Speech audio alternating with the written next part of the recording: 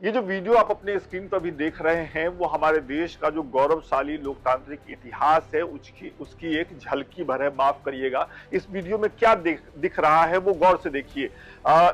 जो अभी लोकसभा स्पीकर चुने गए हैं एनडीए के उम्मीदवार ओम बिरला जी, वो आसन की तरफ बढ़ रहे हैं, उनको आसन की तरफ लेकर के जा रहे हैं नेता सदन नरेंद्र मोदी जो कि देश के प्रधानमंत्री हैं, और नेता प्रतिपक्ष लोकसभा में राहुल गांधी। ये दो लोग हैं। किरण रिजिजू जो कि संसदीय कार्य मंत्री हैं, वो ये एक परंपरा का हिस्सा है। देखिए, स्पीकर जो होते हैं, लोकसभा के स्पीकर जो होते हैं या डिप्टी स्पीकर जो होते हैं, वो लोकसभा के गार्जियन होते हैं। गार्जियन कहने का मतलब यह है कि लोकसभा की कार्यवाही कैसे चलेगी, लोकसभा के जो नियम है वो कैसे माने जाएं, बहस तरीके से हो और कार्यवाही जो है वो सुचारू रूप से चले, ये स्पीकर तय करते हैं। स्पीकर की रूलिंग बहुत से मामलों में फाइनल होती है। आप लोकतांत्रिक न्याय के मुख्य न्यायाधीश की तरह बैठे हैं। हम सबकी आपसे अपेक्षा है कि किसी भी जनप्रतिनिधि की आवाज़ दबाई न जाए और ना ही निष्कासन जैसी कार्रवाई दोबारा सदन की गरिमा को ठेस पहुंचाएं। आपका अंकुश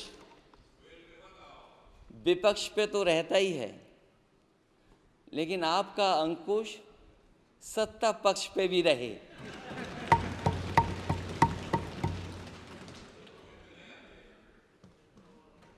अध्यक्ष महोदय, आपके इशारे पर सदन चले,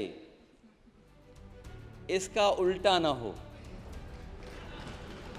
कई बार आप ये देखते होंगे कि संसद में बहुत ही गहमा गहमी हो गई, पक्ष विपक्ष में जोरदार बहस हो रही है, कोई रुकने का नाम नहीं ले रहा है। लेकिन जैसे ही स्पीकर अपने आसन से खड़े होते हैं, ये माना जाता है और ये परंपरा है कि दोनों पक्ष के जो लोग हैं, दोनों पक्ष के जो सांसद हैं, जो अभी तक एक दूसरे से गुत्थम गुत्था हो रहे थे बहस के मामले में, वो बैठ जाते हैं।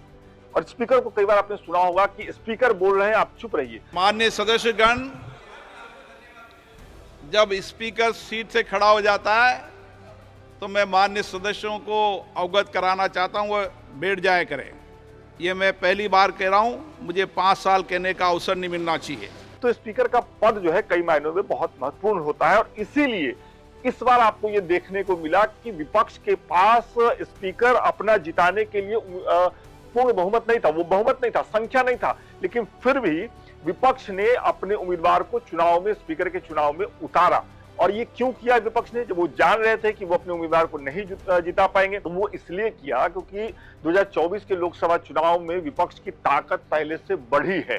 विपक्ष ने कोशिश की सरकार से बातचीत करने की। विपक्ष ने सरकार से यह कहा कि हम स्पीकर को समर्थन देंगे, सर्वसम्मति से स्पीकर का ज्यादातर मामलों में चुनाव होता रहा है, लेकिन जो डिप्टी स्पीकर का पोस्ट है वो विपक्ष को दिया जाए। सरकार यहाँ पे ये कह रही थी कि पहले आप जो है स्पीकर का समर्थन दे दीजिए, स्पीकर को समर्थन दीजिए, फिर हम डिप्टी स्पीकर पे बातचीत करेंगे।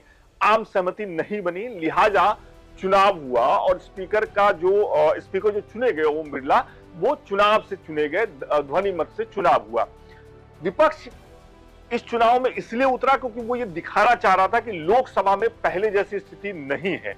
अब विपक्ष के पास संख्या है, विपक्ष कुछ मामलों पे नहीं, ज्यादातर मामलों पे सरकार के लिए मुश्किल खड़ी करेगा। ये एक संदेश यहां से निकलता है। सत्ता पक्ष क्या कह रहा है? सत्ता पक्ष ये कह रहा है कि भले आपके पास संख्या पहले से ज्यादा बढ़ गई है, लेकिन बतौर सत्ता पक्ष हम आपके आगे झुकेंगे नहीं, इसलिए यह सहमति नहीं बन पाई।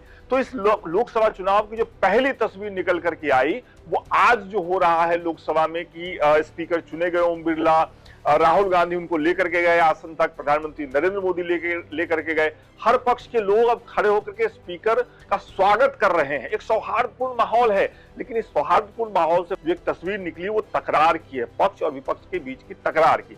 तो यहां से सिग्नल मिलता है आपको, हमको, सबको कि इस बार का जो लोकसभा है, इस बार जब जब लोकसभा बैठेगी तो तस्वीर आपको अलग मिलेगी। तीसरी बात जो मैंने बीच में भी बता दी थी कि स्पीकर का पोस्ट क्यों महत्वपूर्ण है विपक्ष या पक्ष के लिए। स्पीकर का पोस्ट इसलिए महत्वपूर्ण है कि बहुत से मामलों में जब भी कोई गरारी फंसेगी पक्ष या विपक्ष में, तो स्पीकर की जो रूलिंग होगी, स्पीकर जो फैसला देगा, आसन जो कहेगा, वो आखिरी होगा ज्यादातर मामलों में। एक मामले में सुप्रीम कोर्ट ने यह जरूर कहा था कि स्पीकर का जो फैसला है वो उसकी भी न्यायिक समीक्षा हो सकती है, लेकिन ज्यादातर मामलों में ऐसा होता नहीं है। दूसरी बात, स्पीकर ही ये तय करते हैं कि लोकसभा कब स्थगित कर दी जाए, कब चलाई जाए, ये उनका आखिरी फैसला होता है। तो इसलिए स्पीकर का पद बड़ा ही महत्वपूर्ण होता है।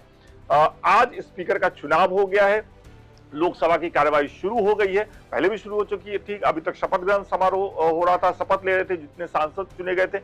आगे लोकसभा में क्या कुछ होता है, क्या कुछ दिखता है, और जो दिखता है उसके पीछे की क्या क्या कहानी है, वो हम आपको लोकमत हिंदी पे बताते रहेंगे। और सीधे कैमरे में देख करके बोलने में कई बार आवाज लटपटा जाता है, तो उसका भी ध्यान रखिएगा। कमेंट करके जरूर बताइएगा कि ये वीडियो आपको कैसा लगा। बहुत बहुत शुक्रिया।